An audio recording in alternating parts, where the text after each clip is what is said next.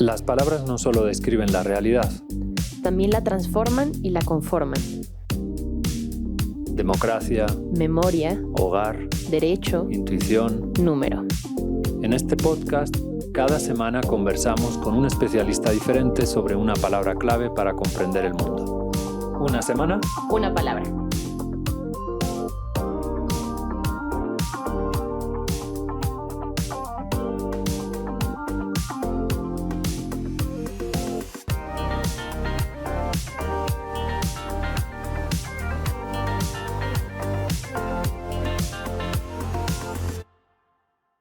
Hace más de 1 millón de años, en las estepas africanas, seres lejanamente parecidos a nosotros, Homo erectus. por primera vez domesticaron el fuego, se irguieron y caminaron grandes distancias. Fueron los primeros homínidos en tener un hogar, un fuego, y los primeros, paradójicamente, en migrar.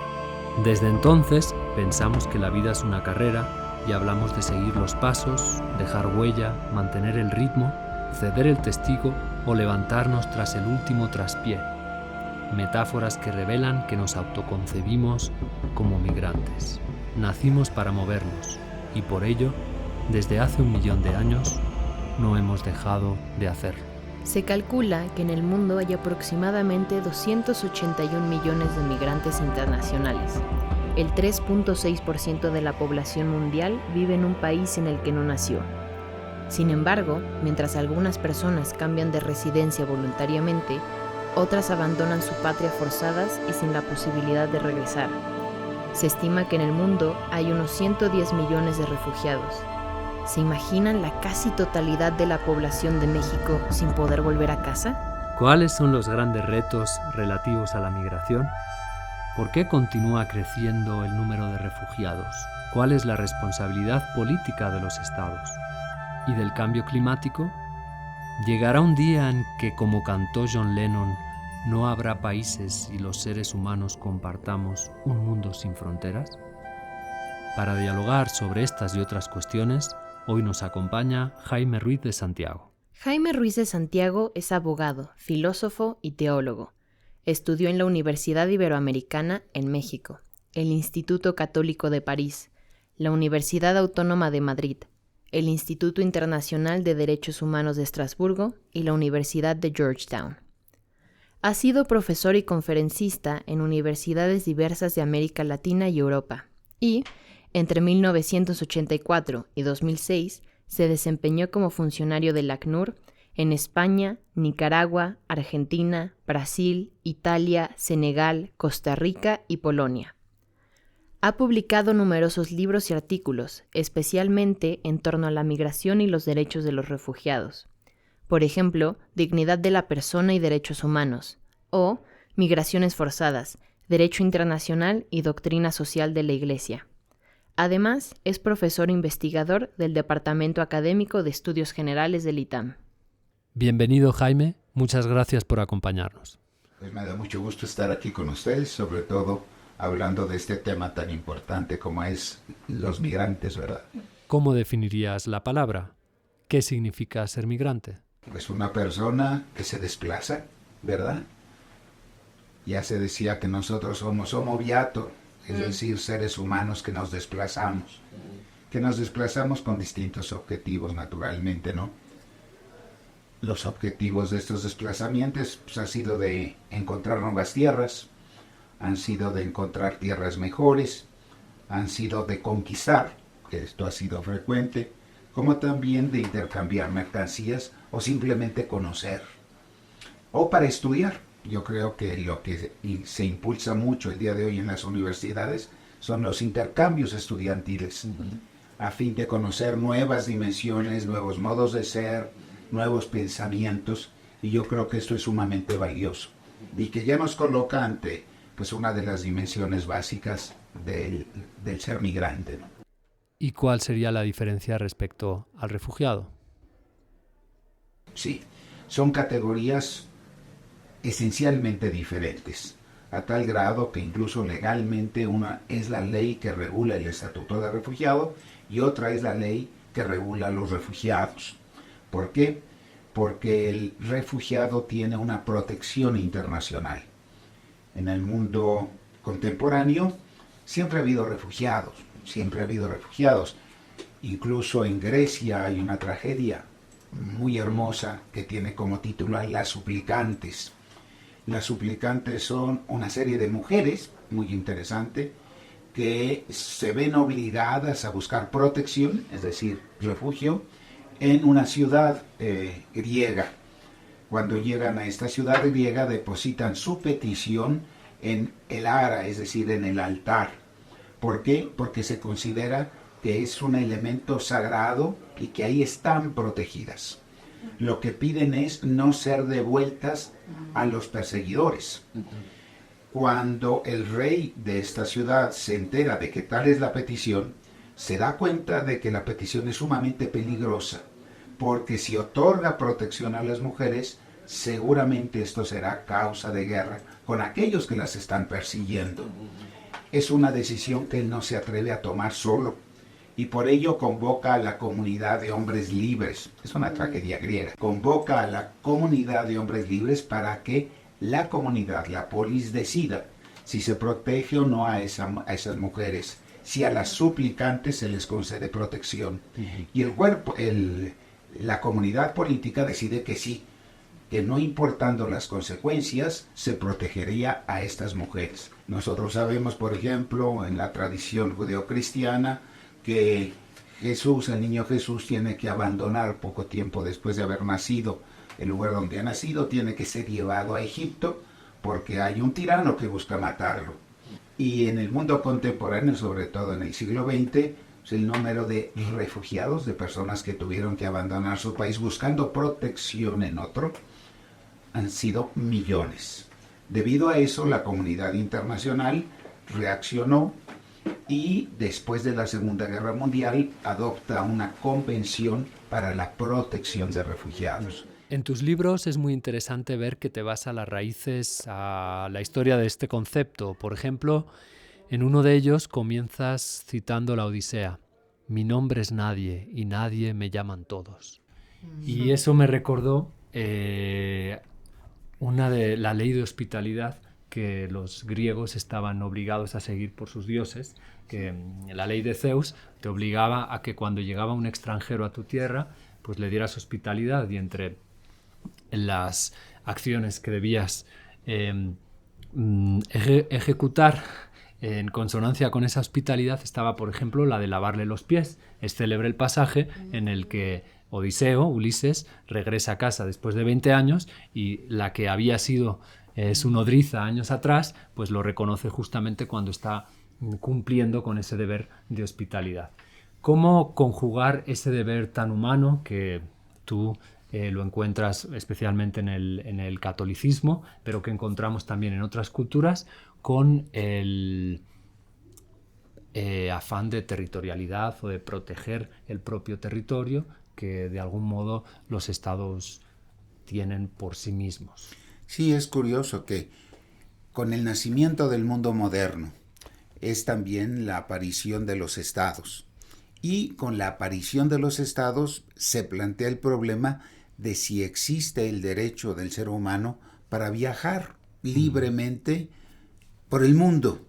Y es curiosamente el origen del derecho internacional en el siglo XVI. ¿Por qué nace este derecho? Porque cuando llega a España a las nuevas tierras, el problema es, bueno, ¿qué tienen los españoles derecho a llegar a estas nuevas tierras?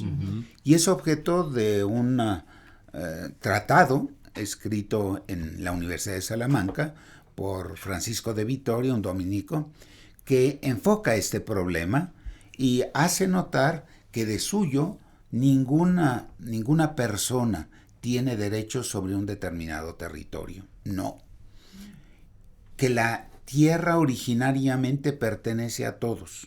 Y que si la tierra originariamente pertenece a todos, si constituye un patrimonio común de la humanidad, el ser humano tiene el derecho fundamental de transportarse de manera pacífica a otras latitudes y ser recibido de manera adecuada, respetando las normas que existen en esos lugares. Ahora bien, esto tiene que coexistir con el Estado.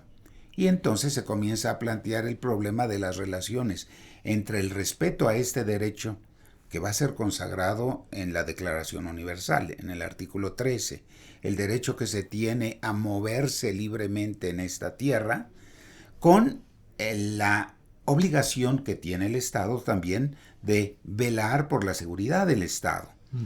Entonces son el doble juego que siempre establece en ocasiones una fuerte tensión entre ambas realidades. ¿Cómo deberían abordarse las crisis de refugiados que actualmente padecemos? Siria, Ucrania, Sí. Palestina. Una cosa es cómo se abordan y otra Sí. cómo se deberían. ¿Qué retos hay Yo al creo respecto? que, bueno, tanto la crisis de refugiados como la atención a los migrantes en general, Ajá. yo creo que la única solución adecuada es la solidaridad. Porque cualquier otro motivo, pues finalmente si no se establece por la solidaridad, como que no tiene una consistencia fuerte. Lo cual implica que solidaridad significa, entre otras cosas, por ejemplo, pues respetar aquellas convenciones que regulan la protección de refugiados. Esa es la solidaridad. Un fenómeno diferente es cuando un migrante entra de manera irregular en otro estado y se le plantea al Estado, problema cada vez más frecuente, de cómo tratar a estas personas de manera irregular. Por lo pronto los tiene que tratar como seres humanos, y esto ya es mucho, el que sean tratados conforme a su dignidad de seres humanos. A veces desde el punto de vista etnocéntrico, que en todas las culturas abunda, pensamos pues que Estados Unidos, Alemania son países que reciben muchísima migración, y es cierto, pero el segundo país que recibe más migración es Arabia Saudí del mundo, y los tres países que más refugiados tienen por orden son Turquía, Irán y Colombia, ¿no? Entonces, bueno, no son los que pensaríamos quizás a primera vista. Esto me lleva también a la siguiente pregunta, que actualmente en Europa ha habido algunos debates respecto a cómo se trata de forma diferente a unos migrantes que a otros, o a unos refugiados o a otros, ¿no? Bueno, en el caso de migrantes es evidente que si uno migra para estudiar, pues puede ser muy bien tratado, ¿no? En el caso de refugiados, en Europa se decía, por ejemplo, que no se está tratando igual a los refugiados sirios que a los ucranianos, ¿no? A los segundos se les está facilitando mucho más el ingreso, etcétera. ¿Qué opinas al respecto de esta cuestión? Sí, es curioso porque muchas veces los países ricos, que tienen estructuras muy adecuadas para la recepción de refugiados, no son ciertamente aquellos que tienen más refugiados. Ajá. Precisamente lo que acabas de decir. Ajá. Luego los países que tienen más refugiados son los que menos recursos económicos tienen. Y la generosidad de estos países se muestra en el hecho de que reciben a estos refugiados y les dan no la protección que en otros países europeos reciben.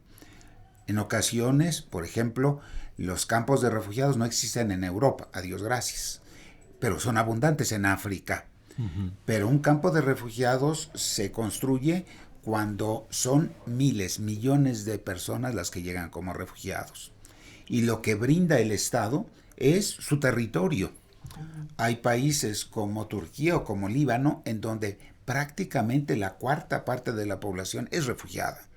Es increíble. Entonces la generosidad de estos países lo que se prueba no en todas las cosas que recibe un refugiado, que puede ser, seguramente en Europa son más, pero es que en África el problema es más acuciante y lo que se les brinda es lo que se tiene. Los programas de la ACNUR se desarrollan sobre todo pues en aquellos países que tienen necesidad de recibir ayuda económica.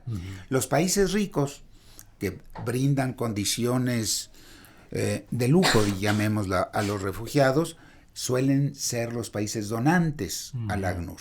Okay. Y ellos dan el dinero para que se realice, para que se invierta, pues en aquellos países en donde las condiciones económicas son sumamente limitadas. Hay que decir que inclusive el caso de México es muy interesante, porque México es uno de los países que ahora está recibiendo una grandísima cantidad de peticionantes de refugio.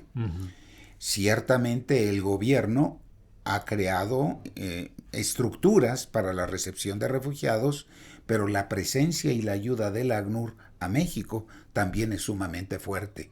¿Por qué? Porque es un problema que está desbordando a México. Y entonces... Y uno mismo en la ciudad, perdona que te interrumpa, pero puede ver que el número de refugiados migrantes de Haití es enorme respecto a hace unos años, ¿no? O de cubanos. Absolutamente. Y una cosa interesante es que a México están llegando personas buscando protección procedentes de todo el mundo. Quizás los más visibles en este momento en algunos lugares sean los venezolanos o los haitianos o los cubanos. Pero sobre todo en la frontera norte y en la frontera sur hay personas procedentes de las partes más lejanas de América o incluso de Asia o de África, incluso de China. Y son casos que requieren ser atendidos. Bueno, ¿cuándo deja uno de ser migrante? Por lo pronto te voy a decir que yo nunca. Bueno, pues las matemáticas lo miden. Eso es lo que es interesante, ¿sí? Hay una medida, salió en el Consejo Superior de Investigación Científica de España, unos matemáticos que decidieron ver cuándo deja uno de ser migrante, ¿no? Entonces, para empezar, pues empezaron a medir la integración o la segregación de los migrantes, entre otras cosas, y me parece súper interesante, a partir de lo que, bueno, de los tweets, de la X, de todo ese tipo de cosas, ¿sí? Y empezaron a medirlo, y eso lo publicaron en una revista súper reconocida que se llama Plus One. Y entonces la comunidad de origen de los migrantes se determina mediante el idioma de los tweets. Entonces, mediante su idioma, todo lo que tuitean en su idioma. Y mientras más están tuiteando ya estando en algún sitio, entre otras cosas, ¿sí? Si les estoy contando aquí rapidito, el artículo es bastante más elaborado y grande, ¿no? Entonces, en cuanto empiezan a tuitear en el idioma del país al que van o de la ciudad en la que están, entonces empiezan ellos a integrarse cada vez más en la sociedad a la que fueron como migrantes. Okay. A poco. Este es paréntesis porque a poco es mexicano, no español. Lo que es bien interesante es que en ese artículo estudiaron 53 ciudades. Y entonces, pues hay cosas que como que nosotros sentimos que sí son así, pero de nuevo lo mismo, ¿no? Es decir, hay que medir las cosas. No se vale decir, es que yo creo que así es o yo veo que así es. Aunque uno lo vea, lo tiene que poder medir y tiene que ser objetivo en esas mediciones. Entonces, la gracia de esto es que midieron en 53 ciudades qué tanto la gente es segregada o qué tanto la gente se puede integrar. Curiosamente, aquí les voy a dar unos datos, ¿sí? Hay ciudades como Londres, San Francisco, Tokio o Los Ángeles que son, ¿cómo creen? Que son las que más aceptan a los migrantes y en donde los migrantes más rápido se integran a la sociedad. Y no es cuestión del idioma, porque hay ciudades como Detroit, Miami, Toronto o Ámsterdam, en donde la segregación es mucho mayor. Es decir, que les cuesta mucho más trabajo a los migrantes ser partícipes de la sociedad, ¿sí? Y luego, bueno, hay muchas ciudades entre medio, ¿no? Es decir, que de las 53, ¿sí? Evidentemente la cultura juega otro papel, que también es algo que se estudia en ese artículo, ¿no? Entonces, lo que me parece muy interesante es eso, ¿no? Es decir, de ser migrante, ¿cuándo deja uno de ser migrante? O cuando ya uno es considerado que ya forma parte de la sociedad. Alguna vez oí que cuando uno ya está, después de 2 años, uno ya se siente que es partícipe de la ciudad. Pero me parece mucho más interesante lo que plantean aquí, ¿no? Porque se puede medir muy bien, ¿no? Y depende de cada una de las personas. Es decir, no depende de una medida general, sino que cada persona tiene el momento en el que ya empieza a ser partícipe de la ciudad, ¿no? ¿Y no explicaba qué hacían las ciudades que hacen que la integración sea más sencilla? No lo leí, pero seguro que lo deben de explicar. Ahora, lo que a mí me llamó mucho la atención es que estamos hablando Londres, San Francisco y Los Ángeles. Habla inglesa. Son las que más aceptan. Detroit, Miami, Toronto son las que menos aceptan. Y entonces diría uno, bueno, el lenguaje. También te habla inglesa, sí, claro. Será el lenguaje, ¿no? O el idioma. No, porque Tokio es de las ciudades que más acepta a los migrantes. Y Ámsterdam, otro idioma dificilísimo, es de las que menos acepta, ¿no? Entonces, como que hay muchísimas cosas y variables que se deben de poder y que están empezando a medir, como pasa con las matemáticas, que cada vez las matemáticas es peor que la humedad, Jaime. Se meten por todos lados, ¿sí? Y tenemos que poder medir y hablar objetivamente de todo. Es lo que les quería contar desde el punto de vista aquí de las matemáticas. Pues muchas gracias. En uno de tus libros, Jaime, hablas de que el número de migrantes por razones climáticas, creo que es el 3 veces mayor, no, de refugiados, creo, por razones climáticas es 3 veces mayor que el número de personas que han tenido que partir de su patria de origen por causas políticas, ¿no? Pensamos que la mayoría de personas que se desplazan es porque causas políticas, pero no. Y bueno, esto nos lleva a abordar el tema de la migración climática y qué tanto va a marcar los próximos lustros. Por ejemplo, se dice que en Indonesia 7.000 islas van a ser devoradas por el mar en 2050. O, yendo hacia el pasado, hay una teoría muy interesante de Ignacio Lague, un escritor historiador de los años 70, creo así, que decía que los musulmanes llegaron a la península ibérica, conquistaron la península ibérica y todo lo que conquistaron antes por unos cambios climáticos que se dieron en el siglo, pues que empezaron con la caída del Imperio Romano en el siglo IV, V, VI y que acabaron en el siglo VII desertificando gran parte de las áreas cercanas al Sáhara, que obligó a los pueblos que allí habitaban pues a migrar con una fuerza, un impulso, con el impulso, la fuerza de la necesidad, ¿no? ¿Cuál crees que es la importancia de abordar este tema, el de la migración climática, antes de que no podamos hacer nada? Sí, yo creo que es un tema emergente, porque también es cierto que esta migración en ocasiones, y es la más sensible, es internacional, pero muchas veces es interna. Y entonces son estos desplazados internos, no por violencia, sino por razones climáticas, que muchas veces permanecen un poco en la oscuridad, porque la persona permanece dentro del propio país. Acontece también esto con los refugiados, porque cuando hay un estallido de violencia, los refugiados son aquellos que finalmente logran salir del país. Pero hay muchas personas que o no quieren o no pueden salir del país, pero que no pueden continuar viviendo en la comunidad de la cual eran originarios. Y entonces hay un desplazamiento interno causado o por la violencia o puede ser causado por cambios climáticos que hasta ahora son muy difíciles de discernir, porque la persona permanece dentro del país y en principio se encuentra bajo la protección del país del cual son originarios.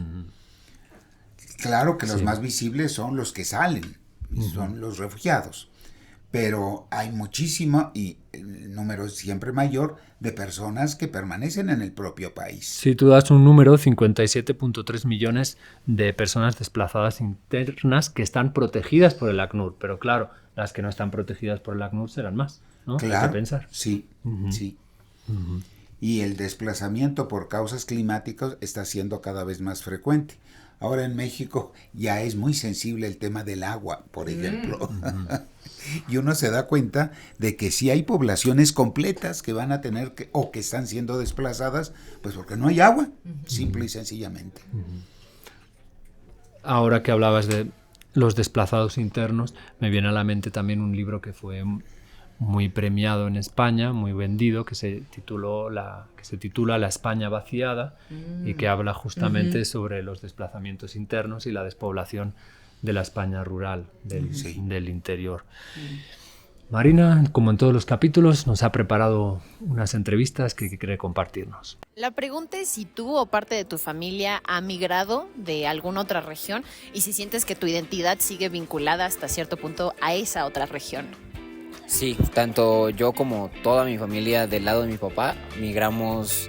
Yo migré aquí a la ciudad, nací en Michoacán, pero mi abuelo viajaba por todo el país teniendo hijos y tengo familia de Puebla, tengo familia que nació en Veracruz y tengo familia de Guadalajara, pero todos se fueron a Michoacán y viajaron por todo el país nomadeando. En lo personal, yo sí considero que mi identidad sigue arraigada al lugar de donde soy.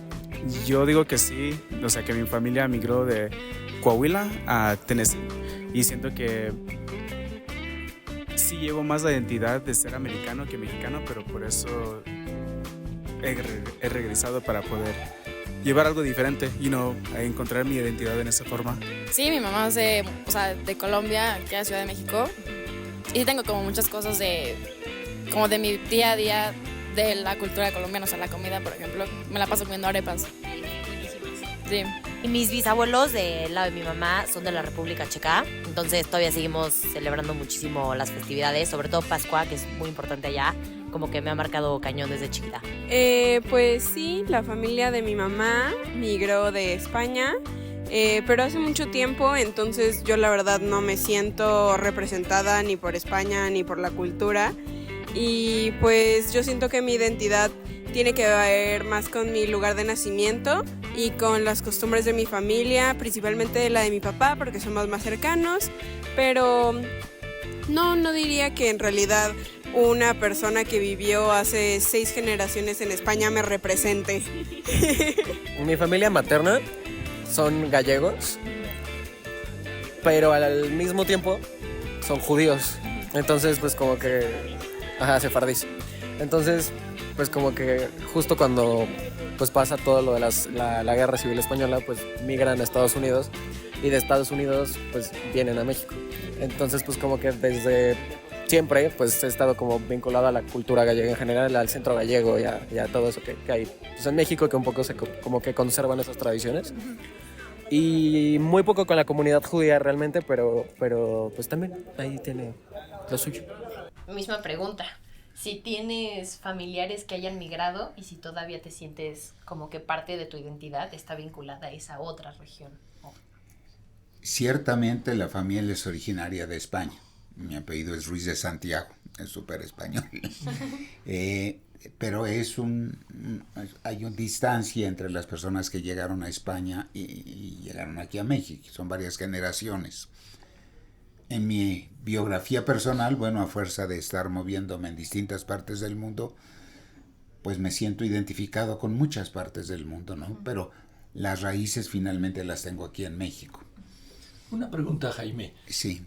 Cuando al inicio leyeron tu biografía, efectivamente has estado por todas partes del mundo. ¿Tú te considerarías un migrante permanente? Y la otra parte, que es lo que a mí me gustaría más, simplemente un ciudadano del mundo, olvidándote de raíces y demás. ¿Podría ser algo así? Me siento identificado con muchas partes del mundo. Siento que finalmente mis raíces están en México. Mi último puesto, en el cual duré 6 años, fue en Polonia.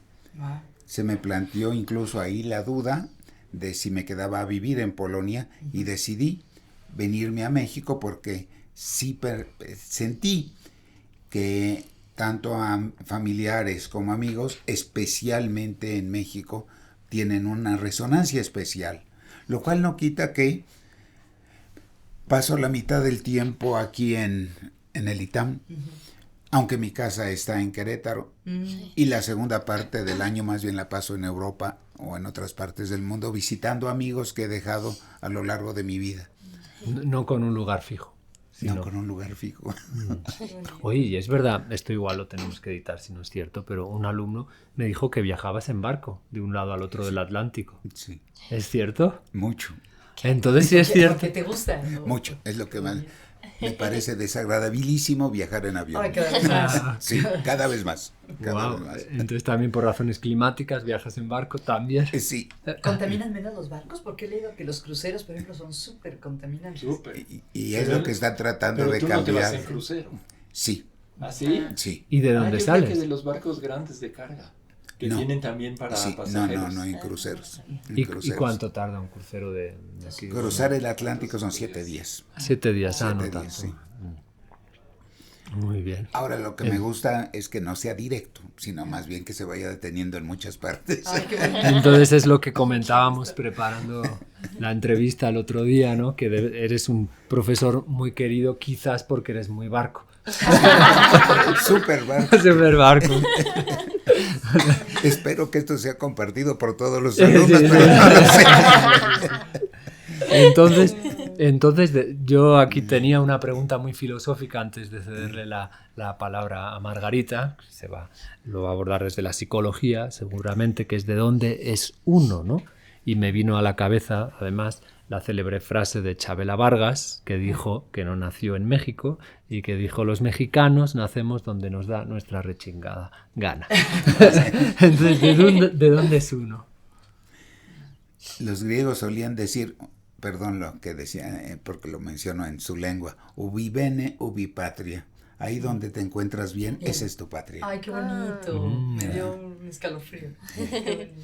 Realmente yo creo que lo que decía Carlos, la identidad es también en el lugar donde uno se siente bien.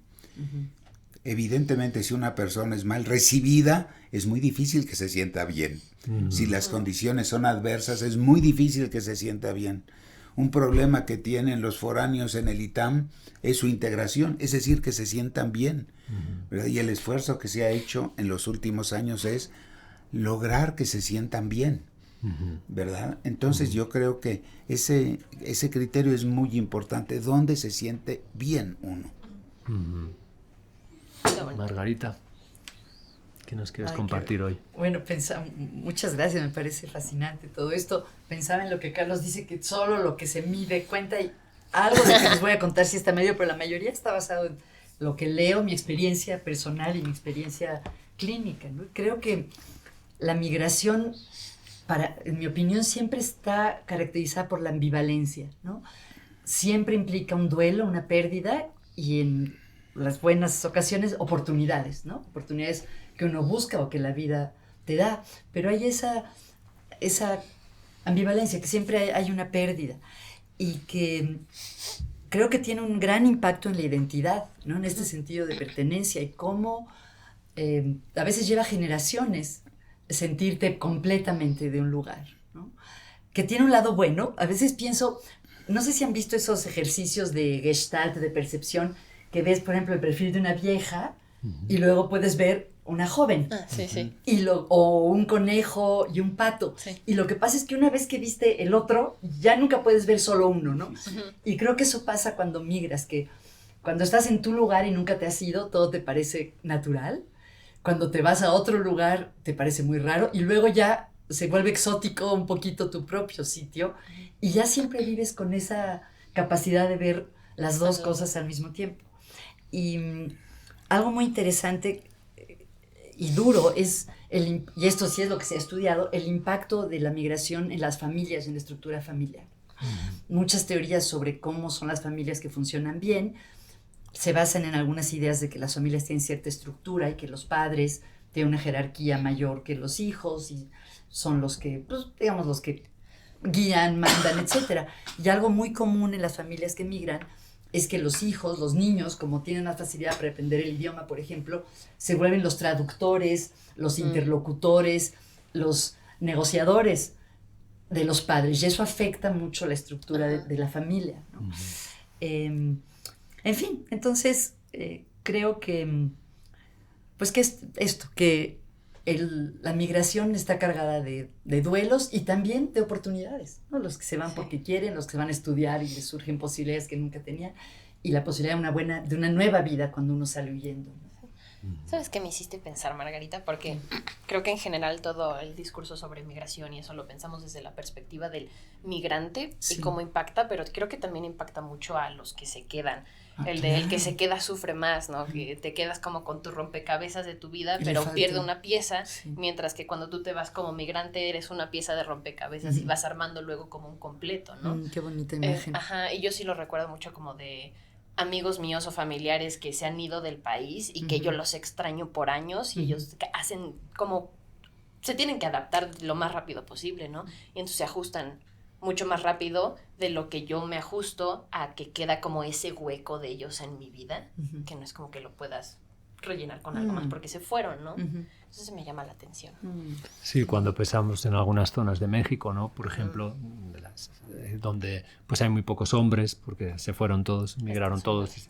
A veces pensamos solo en los hombres que se fueron, pero no pues en las personas que aquí se quedaron, ¿no? O los pueblos. Que pueden dejar vacíos enormes, ¿no? Sí. Lo que llaman la presencia de la ausencia puede ser muy fuerte. No solamente con aquellos que fallecen, sino aquellos que se van por otros motivos. Pero eso me hace pensar en algunos países que tienen más población fuera del país que en el propio país, como por ejemplo Armenia, no sé, quizás Ecuador también, Uruguay, sí. Y al revés, países que tienen más nacidos fuera del país en el propio país que nacidos en el propio país. Me explico. Qatar. Por ejemplo, sí, Emiratos Árabes Unidos creo que tiene un 93.91% de la población de Emiratos Árabes Unidos no ha nacido en ese país, ¿no? Entonces, también curioso es el caso de aquellos grupos humanos que son nómadas. ¿Todavía hay? Que todavía por hay. supuesto. Por ejemplo, los gitanos, los roma o húngaros. Que, claro, perviven, algunas veces se instalan, el caso de Granada y el Sacromonte, pero en general son poblaciones que se mueven. Yo les quiero contar algo que lo conocí bastante de cerca. CONAFE, el Consejo Nacional de Fomento Educativo en México, se ocupa de la educación de los niños a los que no les puede dar educación la SEP por la razón que sea, porque están muy lejos, porque no hay escuelas. Pero hay un grupo que es muy curioso y que a mí me encantó porque me gusta el circo, que son los circos. Los circos son migrantes permanentes. Claro. Se van dando la vuelta por todo el país y tienen profesores asignados para que los niños no tengan un rezago escolar ¿Que viajan grande. con el circo Que viajan o donde con llegan? viajan con el circo. Ándale. Lo cual me parece una maravilla, ¿no? Claro, Es claro. decir, porque la educación de los migrantes, digo, hay muchísimas cosas estudiadas al respecto, ¿sí? Pero la educación de los migrantes es dificilísima porque siempre están en un rezago por una u otra razón. Ya sea el idioma, ya sea por los métodos, ya sea por lo que sea, pero siempre tienen un rezago en una u otra medida, ¿sí? Entonces, por eso me parece tan interesante esta cosa que han hecho con los circos, ¿no? Para Claro. que, digo, cada vez hay menos circos, pero claro. en los circos hace unos años era algo maravilloso, ¿no? Es decir, de cómo funcionaban y lo que hacían, ¿no? y curioso. sí. Ahora también los circos se han vuelto elegantes porque finalmente El Cirque du Soleil, el ¿verdad? Cirque du Soleil Sí. adquiere otras características, pero mantiene las que tú señalas también, ¿verdad? Qué interesante. Y también continúa habiendo nómadas pues en Mongolia, en Sí. Tíbet, en el Sáhara. Bueno, de hecho, uno de los problemas de refugiados latente en el Sáhara es el de los saharauis, ¿no? claro. Que ahí llevan anquilosados en los campos de refugiados de Argelia sin vislumbres de avance, ¿no? Y este es uno de los problemas para abordar el caso de África, porque se aborda normalmente con una visión un poco europea u occidental, en donde es difícil comprender pues lo que sucede incluso en África, donde la vida nómada es más frecuente, donde la estructura no es estructura de Estado. Y los Tribal. es diferente y cuesta mucho trabajo entender, sobre todo cuando las migraciones vienen de allá. Entonces, ahora los países europeos tienen el problema de las comunidades procedentes de África, de Argelia, de Mauritania, con quién hablar a fin de llegar a un entendimiento, cuando no son estructuras políticas ni semejantes, ¿verdad?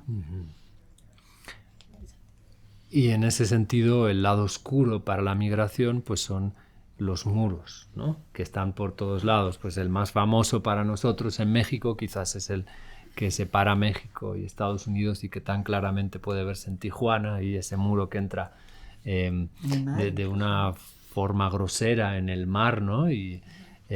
Pero, pues, por ejemplo, entre Marruecos y el Sáhara está el muro más grande de la Tierra, y así podemos ir recorriendo la geografía del mundo. O en Palestina e Israel, los palestinos pues están encerrados también en muros, ¿no? Sí. Un amigo que se llama Pablo Soler Frost escribió un libro de ensayos titulado Grietas, en el que justamente trata de derribar, al esos menos muros, poéticamente, esos muros. claro. ¿Cómo puede contribuirse al derribo de esos muros? Y completando la pregunta, ¿cuál crees que es el modo que nosotros o nuestros oyentes podríamos practicar para ayudar a los migrantes que...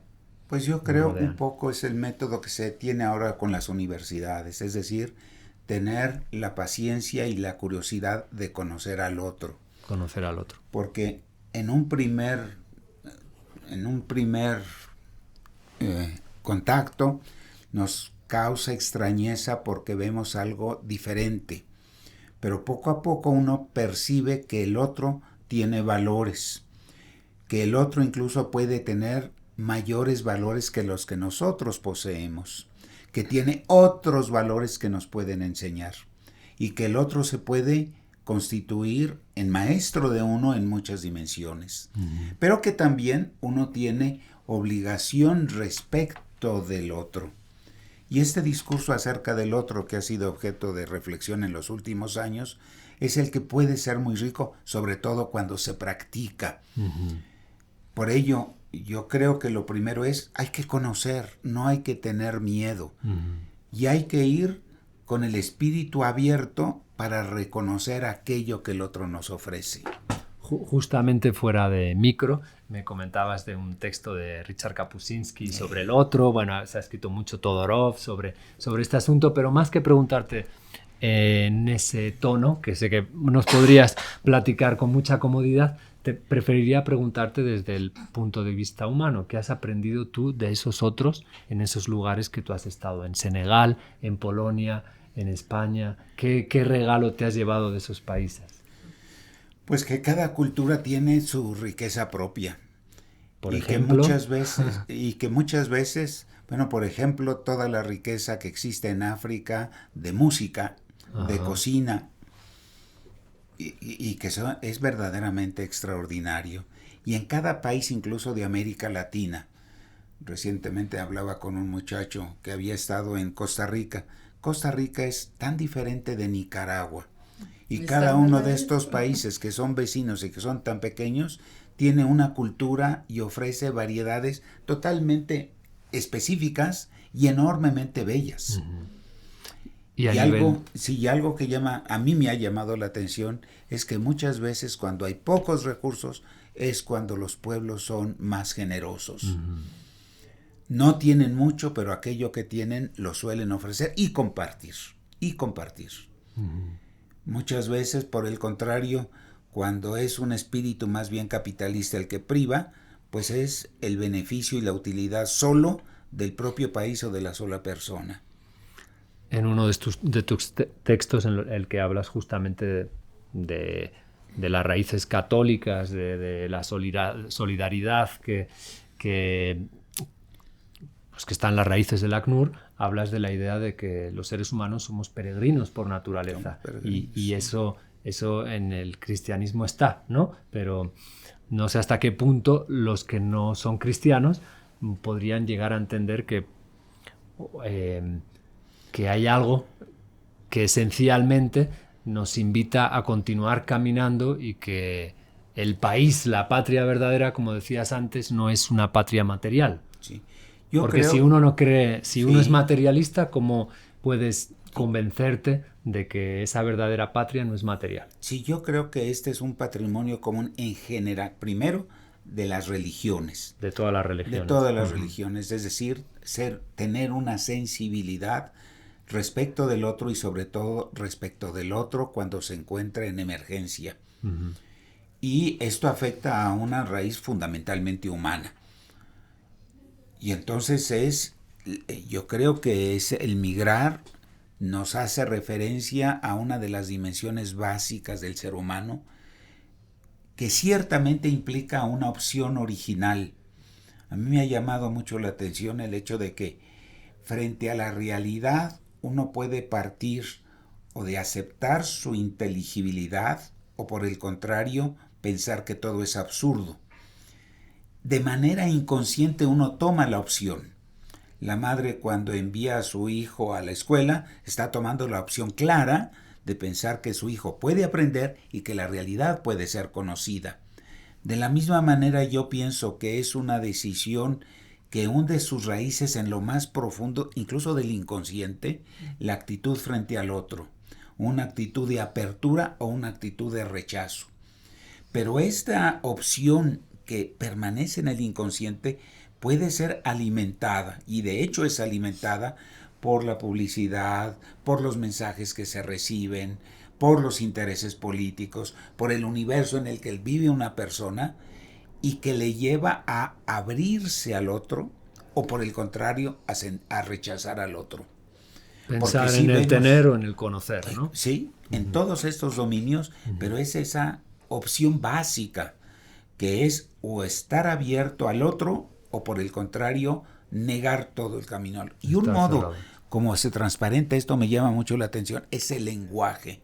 Por ejemplo, cuando hablamos de los migrantes que entran de manera irregular en un país, una cosa es hablar de migrantes irregulares, otra cosa ya más fuerte es hablar de ilegales, más fuerte es hablar de delincuentes, más fuerte es hablar de terroristas, y en ciertos lenguajes y en ciertos discursos no se habla ni siquiera de terroristas, sino se ha utilizado el término de cucarachas. Entonces, el otro que se encuentra de manera irregular en nuestro territorio es una cucaracha que debe ser eliminada. Y entonces uno se encuentra ante situaciones difíciles de comprender, de que es en países altamente tecnificados que se desarrollan la cacería a los migrantes. La cacería a los migrantes irregulares en forma establecida. Pero yo creo que es también la función del lenguaje, que entre otras cosas tiene por tarea pues acercarnos o separarnos. Y como decimos siempre en este programa, que no solo describe la realidad, sino que la construye. Y que la construye, y totalmente, ¿verdad? ¿Qué pregunta se les quedó en el tintero y le querrían hacer a Jaime antes de...? ¿Sería posible que en el mundo no existieran migrantes? Es decir, que se les diera la oportunidad a cada quien que viviese donde se le diese la gana. Es lo que a mí me parecería que sería lo magnífico. Yo creo, cuando se establece esta libertad de migrar, ese es el ideal. Pero la realidad del Estado es que está sujeto a reglas, ¿verdad? Y además es comprensible, porque además siendo tantos, pues hay necesidad de ordenar un poco la localización de la persona. Lo ideal es que se respetara este derecho básico de poder viajar libremente a donde uno desee. Es que no hacerlo atenta muchas veces contra las mismas personas. Absolutamente, absolutamente. Kant tiene una pequeña obra que tiene como título La paz perpetua. Y en la paz perpetua, por lo que aboga es precisamente por esto, por una comunidad, él habla como una federación de estados, en el cual las personas pudiesen gozar de un derecho fundamental, el derecho de hospitalidad, que significa ser bien recibido, como también el deber de respetar aquellas normas que rigen en las comunidades a las cuales uno llega, ¿verdad? Pero sí, este sería el ideal, la paz perpetua. Pero luego nos parece que cada vez este ideal como que se aleja, ¿verdad? Sí. Por desgracia. Con la anterior parte me recordaste, a mí me da la sensación de que los mexicanos nos concebimos como por la migración a Estados Unidos como gente que sale del país y traemos mucho este discurso de, no sé, todas las cosas que decía Trump y tenías a México súper ofendido y cosas por el estilo. Y conforme ha ido creciendo esta migración de sobre todo estadounidenses a la Ciudad de México y que quedan en nichos muy, el típico es Roma Condesa, que ya vas y escuchas más inglés que español en algunos momentos, y sí ha habido todas las quejas de gentrificación y que está bien que vengan, pero que se integren, que se esparzan justo para que no sacar a la población de zonas específicas. Pero a mí sí me preocupa que yo creo que lo que va del año pasado he escuchado un discurso mexicano con mucho más odio y mucho más enojo y violencia como hacia los estadounidenses que vienen acá, que ya no era oye, ten conciencia de cómo migras a mi país, y ya era un vete de mi país, que es lo mismo que hemos estado escuchando como dirigido hacia los mexicanos migrantes. Y se me hace muy interesante que nosotros, que siempre nos hemos quejado de ese trato a los mexicanos en Estados Unidos, estemos iniciando ese mismo tipo de discursos hacia los estadounidenses en México. Bueno, y no solamente respecto de los estadounidenses. Yo creo que esta decisión de sostener una actitud de apertura, de solidaridad, de hospitalidad, es algo que debe ser no solamente educado, sino fortalecido, porque fácilmente puede convertirse en auténtica xenofobia. Tú te has referido a los norteamericanos que vienen en condiciones económicas buenas, claro, a ciertas partes de la Ciudad de México, pero cuando uno recorre la frontera sur o la frontera norte, se da cuenta de que debido al número de personas que están llegando, fácilmente esta actitud de inicial apertura puede transformarse en rechazo total. Y por eso sí es una tarea social que hay que realizar. Y es una tarea que no solamente los centros educativos deberían tenerlo muy presente, sino en general, en la sociedad mexicana, existir los recursos para que permanezca esta actitud de apertura y solidaridad, ¿no? De simpatía hacia el otro. Pero sí tienes toda la razón. Bueno, pues Jaime, muchísimas gracias por habernos contrario. acompañado hoy. Ha sido un placer. Podríamos continuar sí, viajando en esta conversación por el mundo de las ideas.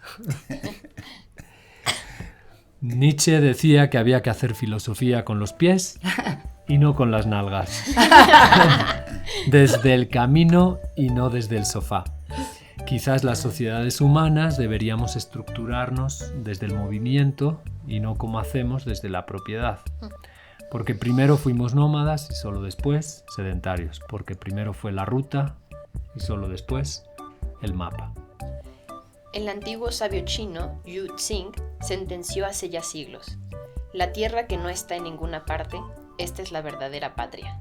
Que conversaciones como la de hoy con nuestro invitado especial, Jaime Ruiz de Santiago, muchas gracias, nos sirvan para preguntarnos cuál es el verdadero hogar. Quizás no es el fuego que arde en la casa que habitamos hoy y que siempre podemos dejar de habitar, sino el hogar que arde invisible en cualquier parte en la que nos hallemos, pues todos fuimos en algún momento de la historia, personal o ancestral, migrantes.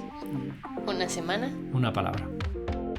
Este programa ha sido posible gracias al Departamento Académico de Lenguas y al CARLE, al Centro ITAM de Estudios del Bienestar, al Departamento Académico de Matemáticas, a la Oficina de Comunicación ITAM, adscrita a la Dirección de Desarrollo y Comunicación Institucional. Y por supuesto a nuestros amigos invisibles, Bruno, Luis y Camila.